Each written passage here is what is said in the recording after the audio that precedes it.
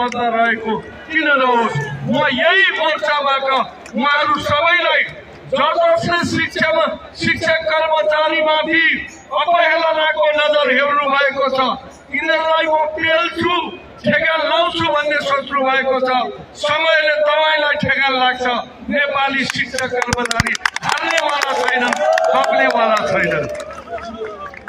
अरू पनि थुप्रै माग मुद्दामा विस्तारित ढङ्गबाट हामीले कुरा राख्यौँ।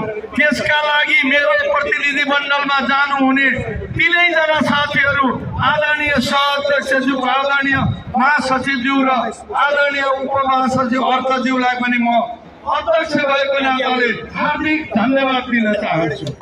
हामीले धारा प्रवाह कुरा राखेपछि यहाँहरूले महिलाहरूले भन्दै गर्दा लामो हुन्छ, त्यसैले सबै कुरा भनिन।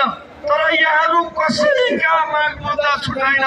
अस्थायी अवधि थप्ने कुराहरू पनि आए, पेन्सनका पीडाहरूका कुरा पनि आए।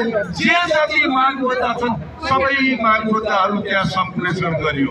सँगै मैले के भने सम्माननीय प्रधानमन्त्रीज्यू, हामी यहाँ आएका मान्छे समेत त्यहाँ भएका लाखौं लाख शिक्षकहरू एक थान अग्रगामी विद्यालय शिक्षा ऐन नबोकिकन फर्किउन भनेर कसैले नजिकैको नदीमा, कसैले नजिकैको मन्दिरमा, कसैले घर परिवारसँग आफ्ना अभिभावकसँग कसम खाएर आएका छन्।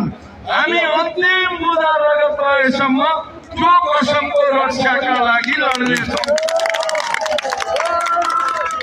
हामीले कुरा राखिसकेपछि सम्माननीय प्रधानमन्त्रीज्यूले कुरा राख्नुभयो।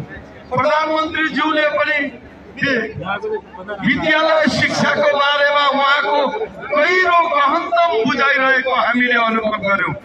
माग मुद्दाहरूको बारेमा पनि उहाँको गहिरो बुझाइरहेको हामीले अनुभव गर्यौं।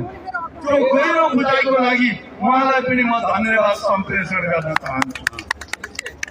उहाँले लगभग 1 घण्टा 15 मिनट कुरा गर्नुभयो। उहाँको तर्फबाट सबै कुरामा उहाँले बोल्नुभयो।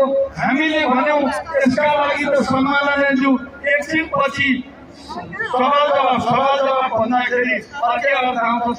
प्रश्नोत्तर जस्तो पनि भयो। थोरै प्रश्न हामीले राख्यौँ, थोरै उहाँले राख्नुभयो। हामीले एकअर्काका पोजिसनहरू पनि क्लियर गर्यौँ। त्यो क्रममा उहाँले भन्नुभएको